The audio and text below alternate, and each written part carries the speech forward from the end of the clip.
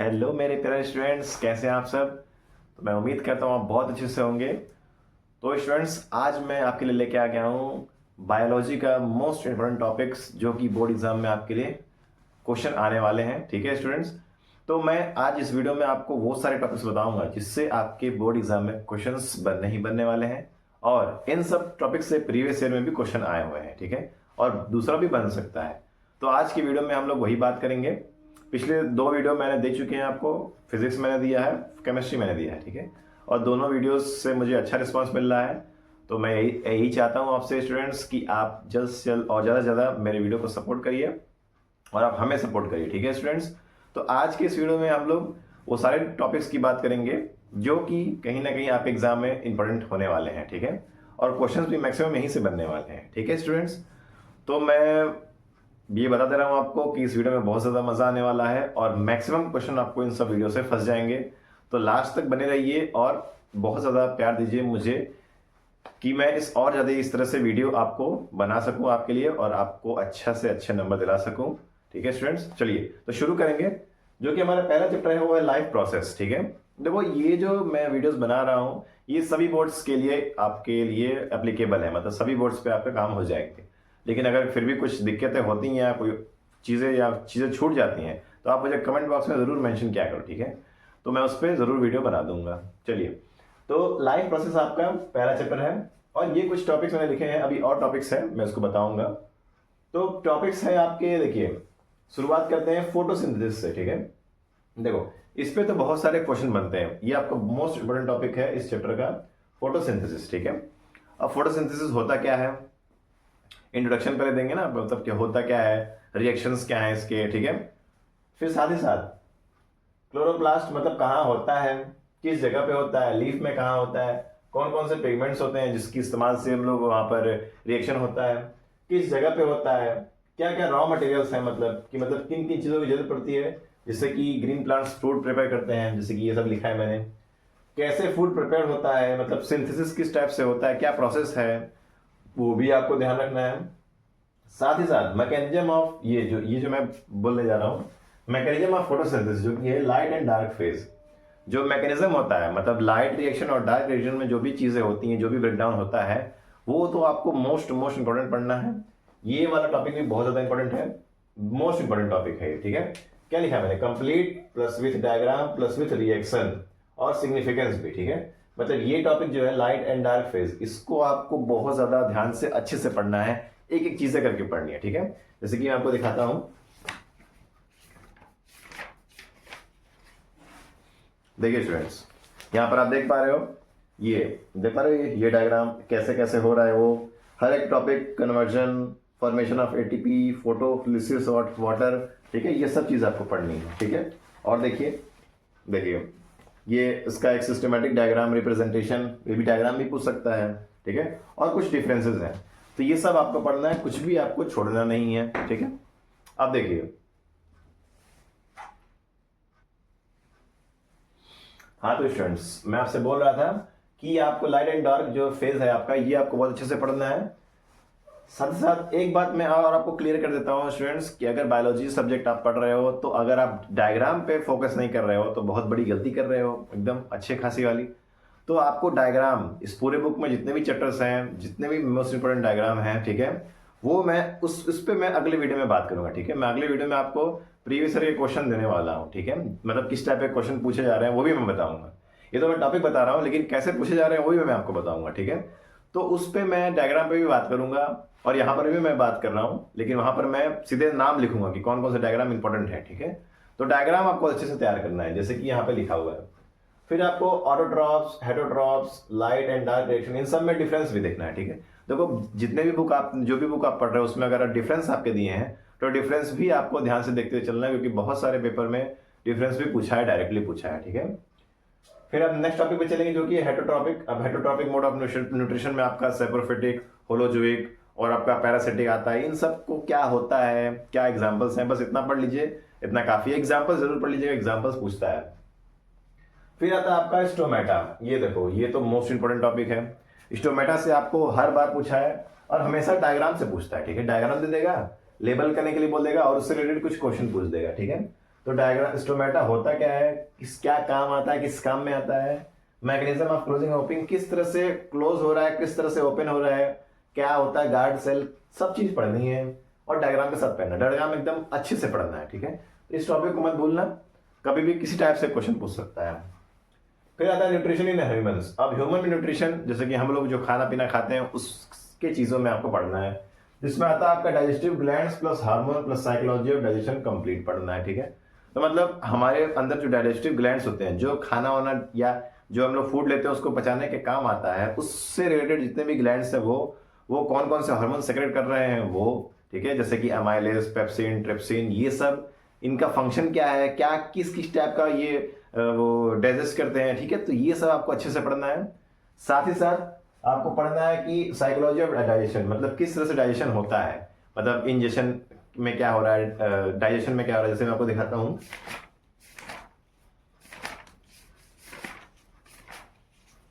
देखिए दिखाया ना यहाँ पे, psychology of digestion, ingestion, digestion, buccal cavity में क्या क्या हो रहा है, ये रिएक्शन, स्टोमक में क्या हो रहा है, स्मॉल इंटेस्टाइन में क्या हो रहा है, ठीक है। तो ये सब आपको ध्यान से पढ़ना है, ठीक है। तो ये चीजें आपको साइकोलॉजी में पढ़नी है और कंप्लीट पढ़ना है, कुछ भी छोड़ना नहीं है, ध्यान से अच्छे से हर चीज हर एक टॉपिक को पढ़ना है। फिर आता है आपका रेस्पिरेशन। अब रेस्पिरेशन में आपका रेस्पिरेशन होता क्या है, इंट्रो मतलब कि होता क्या है, जहां जहां इंट्रो लिखा है मतलब कि वो चीज होती क्या है वो बताओ। फिर aerobic and anaerobic, most important भाई, एरोबिक और एनारोबिक रेस्पिरेशन होता क्या है, ठीक है। और साढ़े सात breakdown of glucose in different pathway, मतलब जो ग्लूकोज आपका बन रहा है, जो आपकी एनर्जी बन रही है, वो अलग अलग ब्रेकडाउन कैसे हो रही है, ऑक्सीजन के रिस्पेक्ट में कैसे हो रही है, विदाउट ऑक्सीजन में कैसे हो रही है, और साथ ही साथ और भी बहुत सारे तरीके में कैसे वो ब्रेकडाउन हो रहा है, वो आपको अच्छे से पढ़ना है, ठीक है। जैसे आपको मैं दिखाता हूँ क्या ब्रेकडाउन की बात कर रहा हूँ मैं। देखिए ये देखिए, ये देख रहा है आपको, ये in cytoplasm with oxygen, without oxygen, presence of oxygen, ठीक है। तो ये जैसे ये दिख पा रहा ना, ये चीजें मैं आपको बता रहा हूँ, ये आपको बहुत ध्यान से पढ़ने हैं, ठीक है। ये देखिए ये आपका क्या ब्रेकडाउन है, इससे डायरेक्ट सवाल पूछता है एग्जाम में, तो ब्रेकडाउन भी आपको ध्यान से पढ़ना है, ठीक है। और ये टॉपिक, ये भी काफी इंपॉर्टेंट टॉपिक है, मोस्ट इंपॉर्टेंट है, फर्मेंटेशन क्या होता है और कुछ डिफरेंसेस, जैसे difference between photosynthesis, respiration, photosynthesis, transpiration, इस तरह से डिफरेंसेस भी आपको साथ साथ पढ़ते चलने हैं। फिर आता है आपका रेस्पिरेटरी सिस्टम में आपका लंग्स और डायग्राम पढ़ लीजिएगा, मतलब रेस्पिरेटरी सिस्टम में तब सांस लेते हैं हम लोग, लंग्स, आल्वियोलाई, ये सब चीजें, मतलब लंग्स से रिलेटेड डायग्राम और उसको तैयार कर लेंगे तो आपका काम हो जाएगा। फिर आता है प्लांट्स में ट्रांसपोर्टेशन की बारी, खाना पीना पहुंचाने का काम ऊपर से नीचे, नीचे से ऊपर कौन करता है, जाइलम फ्लोएम के बारे में पढ़ना है, डायग्राम भी देखना है, साथ में फंक्शन भी पढ़ना है, साथ ही साथ डिफरेंस भी पढ़ना है, ठीक है। तो ये चीजें आपको बिल्कुल नहीं छोड़नी है, पूछा तो नहीं है लेकिन इस बार हो सकता है क्वेश्चन पूछ दे, क्योंकि इंपॉर्टेंट टॉपिक है, छोड़ना नहीं है बिल्कुल। फिर आता है ट्रांसपीरेशन। ट्रांसपीरेशन क्या होता है, इंट्रो मतलब होता क्या है, टाइप्स कितने टाइप्स के होते हैं, कौन कौन से फैक्टर्स जो ट्रांसपीरेशन को अफेक्ट कर रहे हैं, और एक्सपेरिमेंट, बहुत सारे एक्सपेरिमेंट भी दिए हुए हैं, साथ ही साथ आपको एक्सपेरिमेंट भी पढ़ते हुए चलना है, ठीक है। तो ये कुछ टॉपिक्स हैं और बाकी बचे टॉपिक्स हैं वो लोग हम अभी तुरंत बात करने वाले हैं, चलिए। हाँ तो स्टूडेंट्स, नेक्स्ट टॉपिक जो हमारा है वो है ट्रांसपोर्टेशन इन एनिमल्स। जैसे ट्रांसपोर्टेशन इन प्लांट्स होता है, जैसे आपने जाइलम फ्लोएम पढ़ा था, वैसे हमारे एनिमल्स में भी ट्रांसपोर्टेशन होता है, मतलब एनिमल मतलब कि हम लोग, हम और जानवर जो होते हैं, ठीक है। इसमें आता है components of blood vascular system, जो कि मैन में होता है, जो कि क्या होता है, ब्लड वेसल्स एंड हार्ट, ठीक है। अब ये जो तीन नाम मैंने लिए हैं, इससे चीजें रिलेटेड बुक में आपकी अच्छी खासी नॉलेज दी हुई है, और मैं आपको बोलना चाहूंगा, मैं रिक्वेस्ट करता हूँ कि ये जो तीन मैंने नाम लिए हैं, इससे रिलेटेड हर एक लाइन, हर एक पॉइंट, हर एक क्वेश्चन, हर एक एमसीक्यू, हर एक केस बेस्ड स्टडी, हर एक डायग्राम, सब कुछ पढ़ना है, कुछ भी नहीं छोड़ना है। मैं बता रहा हूँ आपको, मेरी बात मानिए, मैं रिक्वेस्ट करूंगा आपसे कि इसको बिल्कुल मत छोड़ना। मोस्ट इंपोर्टेंट है RBC, WBC, blood platelets, artery, when, heart, क्या होता है, किस जगह पर होता है, डायग्राम क्या है, क्या डिफरेंसेस हैं, फंक्शन क्या है, क्या काम करता है, कितने सेल होते हैं, सब कुछ पढ़ना है, ठीक है। आरबीसी का काम क्या है, डब्ल्यूबीसी का काम क्या है, प्लेटलेट्स का काम क्या है, हार्ट कितने चैम्बर का होता है, क्या होते हैं वाल्व, क्या होते हैं आपके जितने भी चैम्बर्स होते हैं कितने क्या होते हैं, ऑक्सीडेटेड ब्लड क्या होता है, डीऑक्सीडेटेड ब्लड क्या होता है, इनका मैकेनिज्म क्या होता है, ऑक्सीडेटेड डीऑक्सीडेटेड ब्लड फ्लो का, मतलब ये तो mechanism of flow of oxygenated and D oxygenated blood, पूरा हर एक चीज पढ़ना है, बिल्कुल नहीं छोड़ना स्टूडेंट्स। आपको हमेशा क्वेश्चन देखने को मिलेगा, एमसीक्यू फॉर्म में तो मिलेगा ही मिलेगा, साथ ही साथ आपको लॉन्ग आंसर में भी मिलेगा, केस बेस्ड स्टडी में भी मिलेगा आपको, ठीक है। तो ये टॉपिक आपको बिल्कुल नहीं छोड़ना है, हर चीज पढ़ना है, मैंने लिख भी दिया है और मैंने बता भी दिया है, ठीक है। चाहो तो आप दिखा दूंगा, लेकिन मैं बता रहा हूँ ना आपको कि आप पूरा पूरा पढ़ो, कुछ भी नहीं दिखाने से मतलब ही नहीं है। जो भी बुक आप प्रेफर करते हो उसको पूरा पूरा अच्छे से चाट दो, एकदम पूरा अच्छे से मुंह में एकदम दबा लो, हर चीज दबा लो, ठीक है। पक्का आने वाला सवाल। फिर आता है आपका डबल सर्कुलेशन, ये डेफिनेशन पूछा है, बार बार पूछता है, पढ़ लीजिएगा, नॉर्मल है। फिर आता है आपका lymph system with function and diagram. Lymph system जो होता है, लिम्फ नोड्स या और भी बहुत सारी चीजें होती है, जैसे कि डब्ल्यूबीसी इसमें आते हैं। तो लिम्फ सिस्टम आप नॉर्मल पढ़ लीजिए, अभी तक पूछा नहीं है लेकिन पूछ सकता है, नॉर्मल पढ़ लीजिएगा, ठीक है। मैं बता दिया हूँ आपको। ब्लड प्रेशर क्या होता है, ब्लड प्रेशर क्या होता है, जैसे हम लोग में blood pressure BP high low होता है ना, ब्लड प्रेशर क्या होता है, सिस्टोलिक डायस्टोलिक प्रेशर क्या होता है, नॉर्मल कितना होना, कितना एमएम ऑफ एफजी होना चाहिए, ठीक है। इंस्ट्रूमेंट, कौन इंस्ट्रूमेंट मेजर करता है, किस टाइप का इंस्ट्रूमेंट होता है, एबनॉर्मल कंडीशन क्या हो, जैसे बोलते हैं ना हाइपरटेंशन हो गया, हाइपोटेंशन हो गया, वजन टेंशन हो रहा है, तो ये एबनॉर्मल कंडीशन होता है। तो ये सब आपको इसको में पढ़ना है, very important by very important. Excretory system में आपका किडनी, एक्सक्रेटरी सिस्टम में जो आप इंपॉर्टेंट मानोगे तो वो किडनी है। किडनी में जो आपका नेफ्रॉन है वो बहुत ज्यादा इंपॉर्टेंट है। नेफ्रॉन दूसरा काम क्या होता है, प्यूरिफाई द ब्लड। तो कैसे करता है प्यूरिफाई, क्या है इसका डायग्राम, क्या होता है पीसीटी, क्या होता है डीसीटी, क्या होता है लूप ऑफ हेनले, सब चीज आपको पढ़नी है, कुछ भी नहीं छोड़ना है। डायग्राम अच्छे से प्रिपेयर करना है, इन सब में diagram, heart weight blood pressure, diagram बहुत अच्छे से प्रिपेयर करना। डायग्राम कभी कभार लेबल करने के लिए दे देता है एमसीक्यू में, कभी कभार उससे सवाल ही पूछ देगा, ठीक है। तो डायग्राम आपको अच्छे से फोकस करना है और सारा नॉलेज अच्छे से नॉलेज मतलब कवर करना है। यूरेटर क्या होता है, यूरेथ्रा क्या होता है, यूरिनरी ब्लड क्या होता है, सबकी चीजें पढ़नी है आपको। फिर आता है ऑस्मोरेगुलेशन एंड हेमोडायलिसिस, जो कि इसको बोलते हैं आर्टिफिशियल किडनी बोलते हैं। हेमोडायलिसिस को क्या बोलते हैं, आर्टिफिशियल किडनी, जो डायलिसिस कराने के लिए जाते हैं, जिसका किडनी खराब हो जाता है तो क्या करता है, इस तरह से अपना ब्लड को प्यूरिफाई करता है, ठीक है। काफी कष्टकारक हो जाती है जिंदगी बच्चों। ऑस्मोरेगुलेशन जो है ये भी एक डेफिनेशन है, इसको पढ़ लीजिएगा, पूछ सकता है डिफाइन में, ठीक है। तो ये कुछ टॉपिक्स थे जो चैप्टर 1 के थे, जो कि आपके बोर्ड एग्जाम के लिए वेरी वेरी इंपॉर्टेंट है। मैं जो टॉपिक आपको बता रहा हूँ बच्चों, मैं बता रहा हूँ ध्यान से सभी टॉपिक्स को, हर एक अच्छे से लाइन पढ़ लीजिएगा। मैक्सिमम क्वेश्चन आपको फंस जाएंगे, मैं तो कहता हूँ पूरा पूरा ही फंस सकता है, ठीक है। तो कुछ भी नहीं छोड़ना, पूरा पूरा पढ़ना है, ठीक है। चलिए अब हम लोग नेक्स्ट चैप्टर पे चलेंगे।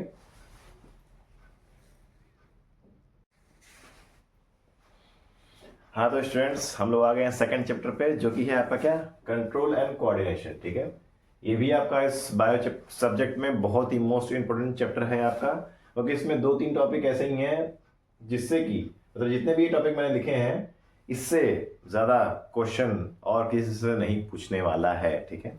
मैक्सिमम सारे जितने भी आपके पेपर क्वेश्चंस बनेंगे इस चैप्टर से वो इन्हीं टॉपिक से कवर हो जाएंगे, ठीक है। तो इसका ये मतलब नहीं कि आपको बाकी जो टॉपिक्स जो मैंने नहीं लिखे वो नहीं पढ़ना है, उसको भी पढ़ना है, लेकिन इसको फोकस में लेके चलिएगा, ठीक है। देखिए मैंने मोटे मोटे अक्षरों में लिखा भी है। पहला है न्यूरॉन्स, ठीक है, जो कि आपका बहुत ज्यादा स्ट्रक्चरल यूनिट है ब्रेन का। न्यूरॉन, न्यूरॉन होता क्या है, उसके डायग्राम क्या होते हैं, ठीक है। नर्व सेल या न्यूरॉन एक ही चीज है। इसके डायग्राम, इसके अलग अलग पार्ट्स, एक्सॉन, डेंड्राइट, साइटोन, उनका फंक्शन किस काम में आता है, नर्व इम्पल्स कैसे बनता है, सिनेप्स पे क्या होता है, किस तरह के सेक्रेशन होते हैं, ठीक है। डायग्राम क्या है उसका, ठीक है। और ये सब आपको बहुत बहुत ध्यान से पढ़ना है। डायग्राम तो वेरी इंपॉर्टेंट है, बहुत ज्यादा इंपॉर्टेंट है, डायग्राम तो आपको पढ़ना ही पढ़ना है। फिर स्टिमुलस क्या होता है, सिनेप्स क्या होता है, इम्पल्स क्या होता है, रिसेप्टर ऑर्गन क्या होता है, इफेक्टर ऑर्गन क्या होता है, ठीक है। नर्व इम्पल्स का पाथ क्या बनता है, ऐसे पाथ होता है ना कि ऐसे ऐसे करके एरो करके बनता है, पाथ भी कभी कभार पूछ लेता है, ठीक है। अगर एक्सपेरिमेंट पूछेगा तो पाथ भी पूछता है। न्यूरोट्रांसमीटर, सिनेप्स पे कौन कौन से न्यूरोट्रांसमीटर सेक्रेट होते हैं, ये सारी चीजें आपको पढ़नी है, बहुत इंपॉर्टेंट तरीके से पढ़ना है, ठीक है। जैसे कि आपको मैं दिखाता हूं, देखिए ये आप देख पा रहे हो, ये आपका न्यूरॉन का स्ट्रक्चर है, ठीक है। ये आपका सारे यहाँ पर लेबलिंग दिए हुए हैं। डायग्राम्स आपको बहुत अच्छे से तैयार करने हैं। देखिए अलग अलग जगह पे, यहाँ पर क्या है, इस जगह पे क्या है, इसका काम क्या है, इसका काम क्या है, ठीक है। ये सारे आपको चीजें पढ़नी है, कुछ नहीं छोड़ना है आपको, ठीक है। तो ये टॉपिक आपका मोस्ट इंपोर्टेंट है, न्यूरॉन्स। फिर दूसरा आता है types of human nervous system, मतलब कितने टाइप्स के होते हैं, CNS, PNS, ANS, ठीक है। तो ये सब आपको पढ़ना है। साथ साथ उसमें देखना है कि उसके सब पार्ट्स क्या है, मतलब CNS में क्या आता है, PNS में क्या आता है, ANS में क्या आता है, ठीक है, वो सब चीजें आपको देखनी है। फिर आता है most most most important, brain, मतलब हमारा दिमाग, ठीक है, जो कि आप लोग इस्तेमाल करते हो अपने पढ़ाई लिखाई में और भी बहुत सारी चीज़ों में, ठीक है। तो ब्रेन, उसका इंट्रोडक्शन कि क्या उस होता है, लोकेशन किस जगह पर है, ठीक है। फिर types of brain, types of parts of brain, hind brain, fore brain, mid brain, फिर उनके उनके सब पार्ट्स, लोब्स क्या होते हैं, ऑल्फैक्टरी लोब्स, ये सब होते हैं ना ब्रेन में, उनके काम क्या है, उनके फंक्शंस क्या है, वो सब आपको पढ़ने हैं, ठीक है। कौन कौन से ऐसे मेम्ब्रेन होते हैं जो कि ब्रेन को कवर किए होते हैं, ठीक है, उसके डायग्राम, उसका लेवलिंग, सब कुछ आपको देखना है, कुछ नहीं छोड़ना है, ठीक है। पार्ट्स ऑफ ब्रेन, फिर सेरिब्रम क्या होता है, सेरिबेलम क्या होता है, मेडुला ऑब्लोंगाटा क्या होता है, इसके फंक्शंस क्या होते हैं, सब चीज़ें आपको देखनी है, पढ़नी है, कुछ भी नहीं छोड़ना है ब्रेन वाले पार्ट में, ठीक है। इंट्रो, फंक्शन, हर चीज़ पढ़ना है, ठीक है। समरी भी आपको देख लेनी है, स्पाइनल कॉर्ड क्या होता है, ठीक है, ब्रेन किससे कनेक्ट होता है, स्पाइनल कॉर्ड का काम क्या है, क्या वो स्टेमुलस में लेके जाता है कि नहीं जाता है, हर चीज़ आपको पढ़नी है, कुछ नहीं छोड़ना है, ये सारी चीज़ें आपको कवर करनी है, ठीक है। फिर आता है ऑटोनॉमस नर्वस सिस्टम, जिसमें आता है आपका रिफ्लेक्स एक्शन, ठीक है। देखते हो ना कि जैसे आपको समझ लो जलते हुए हल्का सा आग आपके पास आता है तो आप तुरंत से झट से पीछे कर लेते हो, तो रिफ्लेक्स एक्शन वेरी इंपॉर्टेंट है। इस रिफ्लेक्स सेक्शन में आपका डायग्राम से लेवलिंग करने के लिए पूछता है, डायग्राम से क्वेश्चन भी पूछेगा, जिससे अच्छा आपको पूरा पूरा तैयार करना है। डेफिनेशन क्या होता है, मैकेनिज्म, किस तरह से रिफ्लेक्स सेक्शन काम करता है, कितने सेकंड में करता है, क्या प्रोसेस है, वो पढ़ना है। एग्जांपल्स जैसे कि वही withdraw of hand when steam आपको लगता है जब। इफेक्टर ऑर्गन, कौन कौन से इफेक्टर ऑर्गन हैं, कौन कौन से रिसेप्टर ऑर्गन हैं जिनके जिनसे ये सारी चीजें होती हैं। फिर आपका सिग्निफिकेंस क्या है इसका, डायग्राम, डायग्राम तो आपको छोड़ना नहीं है, जितने चैप्टर्स में आपको बताऊंगा इन सब के आपके डायग्राम्स में आपको बताने वाला हूँ, सबको पढ़ना है। फिर केमिकल कोऑर्डिनेशन में आता है हार्मोन्स, ठीक है, very important, very important. Hormones का हमारे बॉडी में बहुत ज्यादा यूज है, बहुत ज्यादा डेवलपमेंट करता है हार्मोन्स, होता क्या है, प्रॉपर्टीज क्या है उसकी, वो भी पढ़ना है। फिर हार्मोन्स में आपका आता है एंडोक्राइन ग्लैंड्स, बहुत सारे डिफरेंट टाइप्स के एंडोक्राइन ग्लैंड्स होते हैं, जैसे कि एग्जांपल में पिट्यूटरी ग्लैंड, आपका हाइपोथैलेमस होता है, फिर आपका थायराइड ग्लैंड होता है, फिर आपका एड्रिनल ग्लैंड होता है, ठीक है। तो ये सारे आप पैंक्रियाज में भी होता है। तो बहुत सारे ऐसे ग्लैंड्स हैं जो कि अलग अलग हार्मोन सेक्रेट करते हैं, और उन हार्मोन्स का काम होता है कोऑर्डिनेशन बना के रखना, बॉडी को मेंटेन करके रखना, हर चीज को काम में लाना, डेवलपमेंट, पॉस्चर, हर चीज में आता है। तो वो सारे आपको पढ़ने हैं, जैसे कि आपका फॉलिकल स्टिमुलेटिंग हार्मोन, फिर आपका आता है थायराइड में आपका थायरोक्सिन आता है, फिर इंसुलिन आता है, फिर आपका एड्रेनलिन आता है। तो बहुत सारे ऐसे हैं जो आपको पढ़ने हैं। इसका बुक में चार्ट दिया हुआ है, ठीक है, इसे मैं आपको दिखाता हूं, देखिए, ये देख पा रहे हो आप, ये आपकी जो भी आपका बुक होगा जो आप पढ़ते हो उसमें आपको ये चार्ट बना होगा, ठीक है, देखो यहाँ दिया हुआ है थायराइड ग्लैंड, कौन कौन से, थायरोक्सिन, कैल्सिटोनिन, फिर आपका पैराथायराइड, एड्रिनल में द कॉर्टिसोल, एंड्रोजन, हाइपोथैलेमस में रिलीजिंग फैक्टर, ठीक है, पिट्यूटरी ग्लैंड। तो बहुत सारे ऐसे आपके यहाँ पर टेबल दिए होंगे, उस टेबल से आपको अच्छे से पढ़ाई करनी है, हर एक चीज पढ़ना है, कुछ नहीं छोड़ना है। फंक्शंस पढ़ने हैं, कहाँ वो रिलीज होता है, कौन ग्लैंड रिलीज कर रहा है, ठीक है, यही मेन होते हैं फंक्शन, कौन सा ग्लैंड रिलीज हो रहा है और मतलब कहाँ पर ये जाता है, इसका साइट क्या है, ठीक है, ये चीजें आपको पढ़नी है। तो ये कुछ भी नहीं छोड़ना, आपको अच्छे से पढ़ना है। फिर ये भी आता है प्लांट्स में, प्लांट्स में एक ट्रॉपिक मूवमेंट होता है, नास्टिक मूवमेंट, ट्रॉपिक मूवमेंट, ठीक है। फोटोट्रॉपिज्म में देखो, फोटोट्रॉपिज्म में दो होते हैं, नेगेटिव और पॉजिटिव। तो क्या होता है नेगेटिव फोटोट्रॉपिज्म, क्या होता है पॉजिटिव फोटोट्रॉपिज्म, ये आपका प्रीवियस ईयर में क्वेश्चन आया, इससे बिल्कुल मत छोड़िएगा। अब जैसे हम लोग में हार्मोन्स सेक्रेट होते हैं, वैसे ही आपका प्लांट्स में भी होते हैं, ठीक है। प्लांट्स में क्या होते हैं, ऑक्सीन होते हैं, गिबरेलिन्स होते हैं, और भी बहुत सारे होते हैं, एब्सिसिक एसिड होता है। तो ये सब क्या काम करते हैं, इनका क्या रोल है प्लांट्स में, किस जगह से सेक्रेट होते हैं, ठीक है, फंक्शन क्या है, हर चीज आपको तैयार करनी है। इससे रीजनिंग क्वेश्चन भी बहुत ज्यादा बनते हैं, ठीक है, तो रीजनिंग गिव रीजन वाले क्वेश्चन बहुत ज्यादा बनते हैं, तो ये आपको जरूर पढ़ना है, ठीक है। फोटो पीरियोडिज्म में क्या होता है, ठीक है, ये सब चीजें आपको पढ़नी है। तो कंट्रोल कोऑर्डिनेशन से ये जितने भी टॉपिक मैंने बताए हैं, इसको आपने तैयार कर लिया तो एक भी क्वेश्चन नहीं छूटने वाला है, मैं गारंटी के साथ कह सकता हूं। तो इन सारे टॉपिक्स को आपको अच्छे से पढ़ना है, मार्क कर लीजिए बुक में और जल्द से जल्द पढ़ना शुरू करिए, ठीक है। चलिए हम लोग नेक्स्ट चैप्टर पे चलेंगे।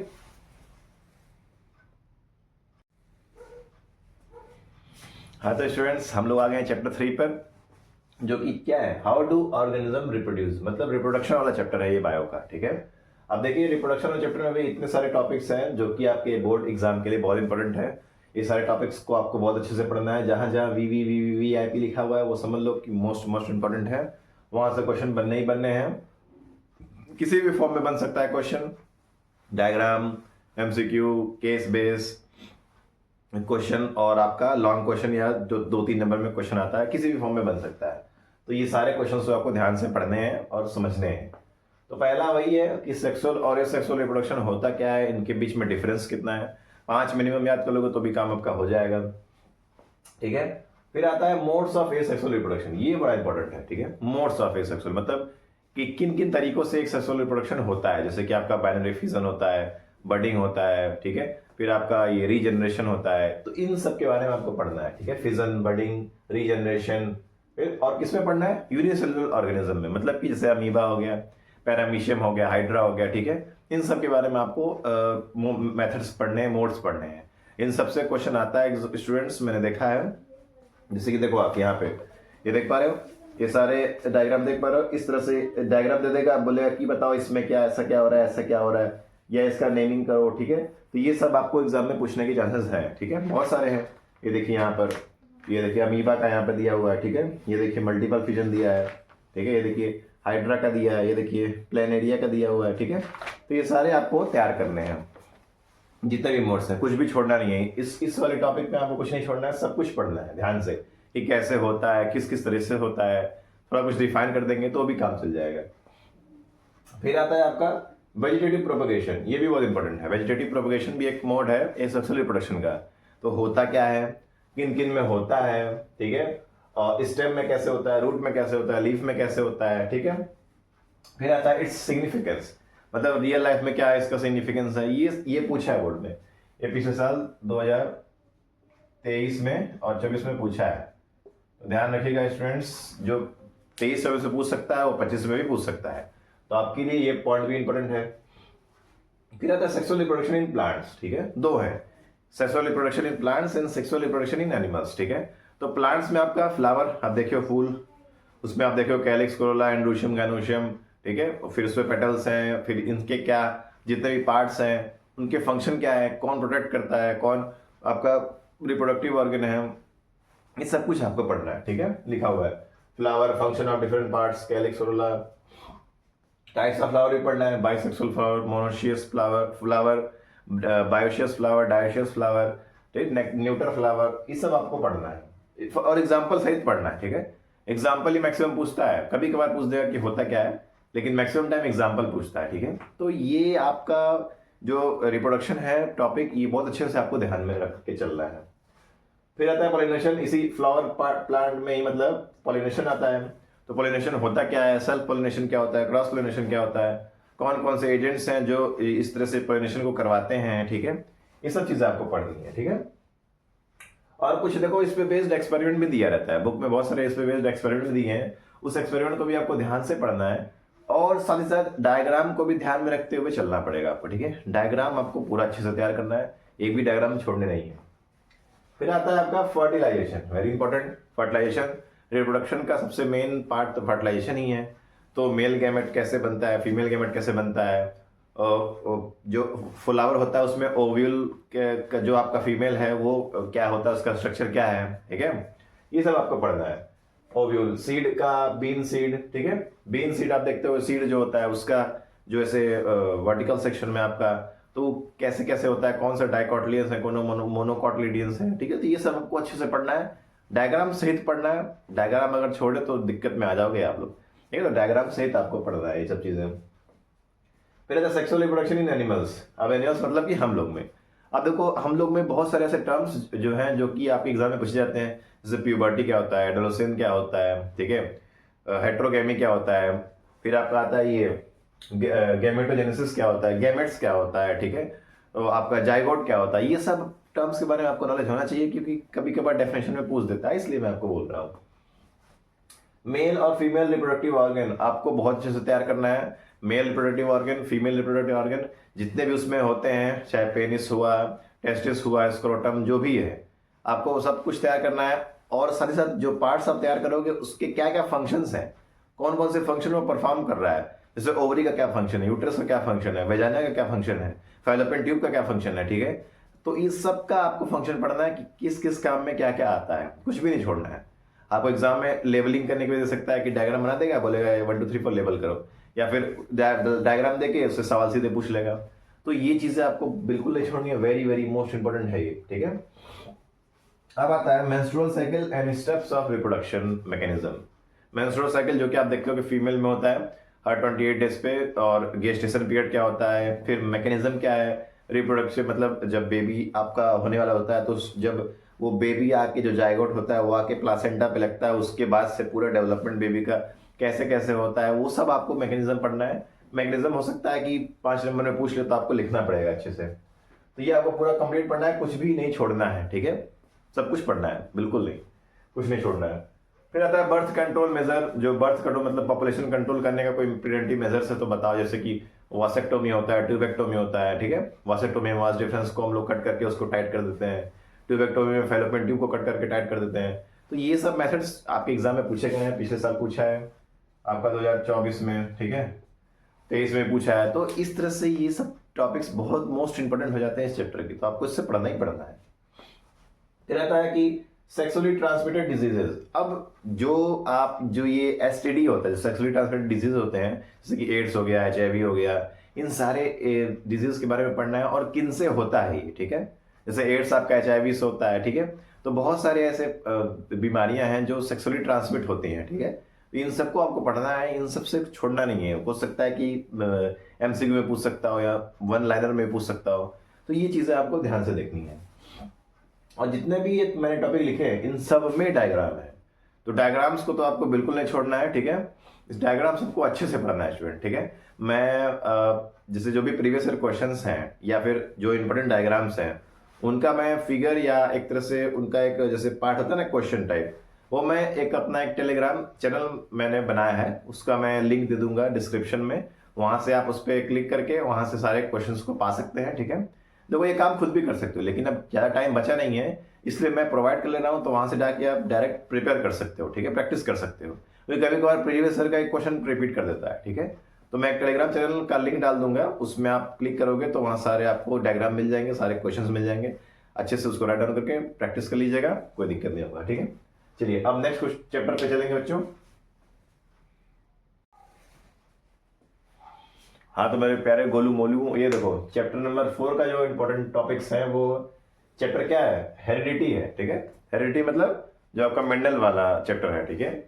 तो हेरिडिटी चैप्टर में देखो बेसिक टर्म्स पहले आपको पता होना चाहिए। बेसिक टर्म्स कुछ ऐसे बेसिक टर्म्स हैं जो इस चैप्टर में इस्तेमाल हुए हैं, थोड़े अलग हैं क्योंकि जेनेटिक्स पार्ट ही पूरा अलग है, ठीक है।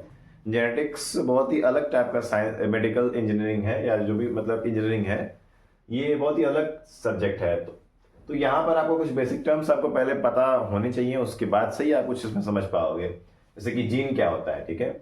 जीन जो है कैरेक्टर्स को ट्रांसफर करने में काम करता है कि नहीं करता है, क्या सच में वही करता है जो पेरेंट्स में होते हैं उसी तरह से उसमें ऑफस्प्रिंग में होते हैं। ये सब जीन की वजह से होता है। तो जीन होता है क्या, उसके कैरेक्टरिस्टिक्स क्या है, उसके सिग्निफिकेंस क्या है हेरिडिटी में, एली क्या होता है, होमो हेटेरोजाइगस, इनहेरिटेंस क्या होता है, फादर ऑफ जेनेटिक्स कौन है, ग्रेगर जोहान मेंडल जो है, किसने टर्म दिया था जेनेटिक्स, तो W.B. विटेसन है। डोमिनेंट क्या होता है, रिसेसिव ट्रैट क्या होता है, जीनोटाइपिक क्या होता है, फिनोटाइप क्या होता है, हेरिडिटी होता क्या है, F1 और F2 जनरेशन क्या होता है, एक्वायर्ड एंड इनहेरिटेड ट्रैट क्या होता है, ठीक है। तो ये मेन जितने भी टर्म्स मैं बताया इनको आपको पता होना चाहिए। अगर इसके बारे में आप सच में कुछ अच्छे से जानते हो तब आपको ये जो जितने लॉ लिखे ना यहाँ पे, लॉ मेंडल के वर्क, इन सबको समझने में दिक्कत नहीं होगी, ठीक है। अगर ये आपको नहीं पता रहेगा तो सीधे आप डोमिनेंस, सेग्रीगेशन, इन सब लॉ नहीं पढ़ पाओगे, ठीक है। इसलिए आपको पहले बेसिक टर्म्स अच्छे से जानने होंगे, समझने होंगे, याद करने होंगे, उसके बाद ही आप आगे बढ़ सकते हैं, ठीक है। फिर आता है Mendel's work on inheritance, very very very very important, most important, ठीक है, कि मेंडल्स ने इनहेरिटेंस पे क्या काम किया, हेरिडिटी पे क्या काम किया। देखो उन्होंने जाहिर सी बात है, आप जानते हो कि पी प्लांट चूज किया था, ठीक है, जिसका साइंटिफिक नेम पाइसम सटाइवम है। तो वो उन्होंने क्यों चूज किया था, पी प्लांट में ऐसा उन्होंने क्या देखा, क्या खूबसूरती देखी कि उनको तुरंत फटक से सेलेक्ट कर लिया, ठीक है। और उन्होंने किया क्या आखिर, कौन कौन से 7 पेयर्स ऑफ कंट्रास्टिंग कैरेक्टर्स हैं पी प्लांट में जिसको कि उन्होंने ध्यान में रखते हुए क्रॉस कराया, ठीक है। ये सब आपको पढ़ना है। मोनोहैबिट क्रॉस क्या होता है, डायहैबिट क्रॉस क्या होता है पी प्लांट में, ये सब बहुत मोस्ट इंपॉर्टेंट है। मोनोहाइब्रिड डायहाइब्रिड हर साल पूछता है, हर बार पूछेगा, ध्यान रखना। मेंडल फैक्टर, मेंडल के कौन कौन से फैक्टर्स थे, जीन क्या होता है, क्रोमोसोम्स क्या होता है, हमें कितने क्रोमोसोम होते हैं, 44 होते हैं कि 46 होते हैं, किस पेयर में होते हैं, एक्स क्रोमोसोम क्या होता है, एक्स वाई क्रोमोसोम क्या होता है, एक्स क्रोमोसोम क्या होता है, वाई क्रोमोसोम क्या होता है, ये सब आपको पढ़ने, कुछ नहीं छोड़ना है, ठीक है। जैसे कि आपको दिखाता हूँ, देखिए ये देखिए यहाँ पर आप देख पा रहे हो, ये देखो यहाँ पर क्या है, ये आपका मोनोहाइब्रिड क्रॉस है, ठीक है। अब देखिए इधर आपका ये देखिए यहाँ पर क्या है, ये आपका डाई हाइब्रिड क्रॉस है। ये रेशियो भी आपको पता होना चाहिए, जो जीनोटिपिक और फिनोटिपिक रेशियो आपको पता होना चाहिए, जो कि 1:3:1, और एक होता है 9:3:3:1, ठीक है। एक होता है 3:1 और एक होता है 9:3:3:1, तो ये आपको रेशियो पता होना चाहिए, ठीक है। तो ये देखिए आप यहाँ पे डायग्राम देख पा रहे हो, ठीक है। ये सारे आपको डायग्राम सही से समझ में आने चाहिए, बढ़िया से, और क्योंकि एक्सपेरिमेंट में पूछ सकता है और लेबलिंग करने के लिए भी पूछ सकता है, ठीक है। तो ये सारे आपके जितने भी यहाँ पर क्वेश्चंस दिए हैं, टॉपिक्स दिए हैं, क्रॉस दिया है, वो सब आपको पढ़ना है। फिर आते हैं very very most important, law of dominance, law of segregation and law of independent assortment. फिर उसके बाद आता है आपका उसके इंपॉर्टेंस, मतलब इसका इंपॉर्टेंस क्यों है, क्यों ये लॉ दिया गया है, इसका क्या इंपॉर्टेंस है, ठीक है। तो डोमिनेंस क्या होता है, सेग्रीगेशन क्या होता है, कैसे क्रॉस करते हैं, क्या क्या निकल के आता है, ये सब आपको पढ़ना है। जीनोटाइपिक फिनोटाइपिक रेशियो सब आपको पता होना चाहिए, एमसीक्यूज में पूछता है जीनोटाइपिक फिनोटाइपिक रेशियो। फिर आता है सेक्स डिटर्मिनेशन इन ह्यूमंस। अब हम लोग में कैसे सेक्स डिटरमाइन करते हैं कि कौन चाइल्ड है, कौन कौन आपका डॉटर है, कौन आपका वो सन है, ये कैसे होते हैं, किस तरह से क्रॉस होता है, ये सब आपके बुक में दिया हुआ है। मैं आपको दिखाता हूँ, देखिए ये आप देख पा रहे हो, ठीक है, कैसे कैसे मेल में 44 प्लस एक्स वाई होते हैं, फीमेल में 44 प्लस एक्स एक्स होते हैं, तो 22 के पेयर में आपका आ जाता है। फिर ऐसे इसको भी क्रॉस करते हैं तो देखो 2 मेल 2 फीमेल, मतलब 50-50% चांस होते हैं, ठीक है। तो ये आपको अच्छे से समझना है, सारी टॉपिक्स पढ़नी है, ये सब में एक एक लाइन पढ़ना है, क्योंकि कहीं से भी क्वेश्चन बन सकता है, ठीक है। कुछ भी चीज़ मिस नहीं करनी है। और हाँ, इसके साथ जो भी डायग्राम्स हैं वो आपको ध्यान रखने हैं। मैंने पहले ही बता रखा है कि बायोलॉजी अगर आप पढ़ रहे हो और डायग्राम नहीं पढ़ रहे हो तो बहुत बड़ी गलती कर रहे हो, ठीक है। अपने पैर पे खुद को लड़ी मार रहे हो, तो ये सब मत करो, डायग्राम्स को अच्छे से प्रिपेयर करो, ठीक है। और मैं फिर से बता दे रहा हूँ कि यहाँ पर मैं जो भी जितने भी इंपॉर्टेंट क्वेश्चंस हैं, डायग्राम्स हैं, ठीक है, उन सब के फोटोज जो भी मैंने स्क्रीनशॉट लिए हैं उन सब मैं टेलीग्राम चैनल पे डाल दूंगा, उसका लिंक मैंने डिस्क्रिप्शन में डाल दूंगा, और आप उसको पढ़ के अपना कॉन्सेप्ट क्लियर कर सकते हैं, ठीक है स्टूडेंट्स। चलिए बस आप यहाँ ध्यान रखिए, ये सारे टॉपिक्स हैं, इसको हम लोग ध्यान देंगे, ठीक है। चलिए अब इसके बाद हम लोग लास्ट चैप्टर पे चलेंगे।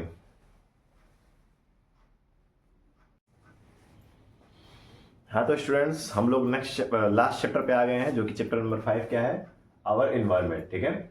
अब इस चैप्टर में देखो आपकी जितने भी टॉपिक्स हैं जो आपको एग्जाम में मिलेंगे, वो क्वेश्चन जितने भी हैं वो आपको इसी टॉपिक से मिलेंगे, ठीक है।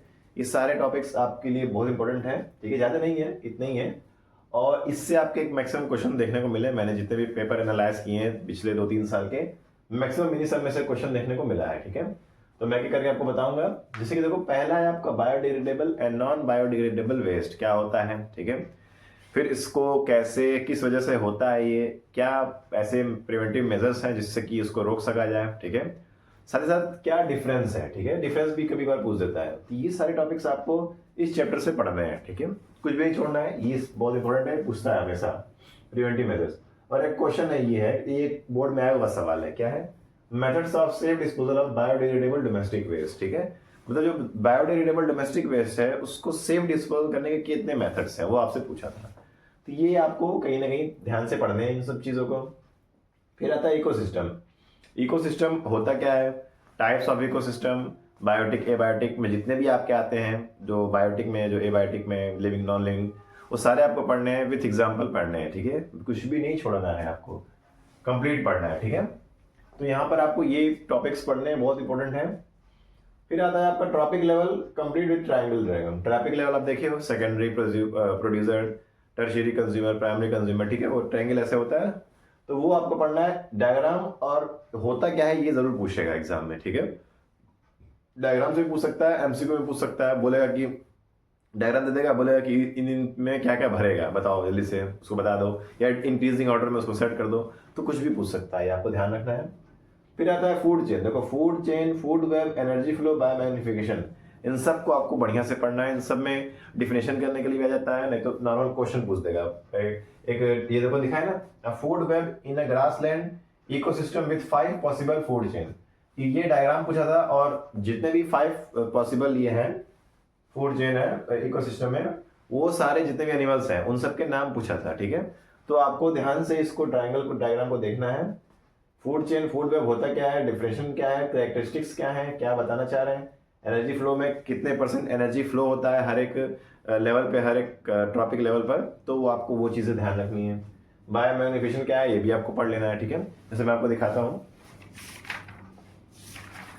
देखिए ये वाला बोल रहा हूँ मैं। ठीक है, ये क्या लिखा है, food web in a grassland ecosystem with 5 possible food chain. ठीक है, ये देख पा रहे हो, ये आपको ये वाला एग्जाम में पूछा था डायग्राम, जिसको आपको ध्यान से पढ़ना है, तैयारी करनी है। ठीक है, फिर आता है आपका सबसे लास्ट टॉपिक जो इसका है वो है environment problem and their solution. अब इन्वायरमेंट में जितने जितने प्रॉब्लम है उनके सोल्यूशंस, जैसे कि ग्लोबल वार्मिंग है, एसिड रेन है, ओजोन डिप्लेशन है, CO2 लेवल इंक्रीज हो रहा है, ये सारी चीजें प्रॉब्लम्स आपको पढ़ने हैं, ध्यान से पढ़ने हैं। ग्लोबल वार्मिंग होता क्या है, कैसे होता है, कैसे उसको रोक सकते हैं, इससे क्या क्या इफेक्ट्स पृथ्वी को हुआ है, अर्थ को हुआ है और फ्यूचर में क्या होगा, हर चीज पढ़ना है, प्रिवेंटिव मेजर्स हर चीज। और जितना मैंने नाम लिया है उतना ही आपको एसिड रेन के बारे में बताना है कि होता क्या है, किस किस वजह से एसिड रेन होता है, इसका इफेक्ट क्या होगा हमारे लिए, ओजोन डिप्रेशन क्या होता है, किस लेयर में पाया जाता है, कौन कौन से ऐसे कारक हैं जिससे कि ओजोन डिप्रेशन हो रहा है, ओजोन नहीं रहे तो फिर क्या होगा, ये सब चीजें आपको पढ़नी है। सब बुक में दिया हुआ है, 1 A to Z सब दिया हुआ है।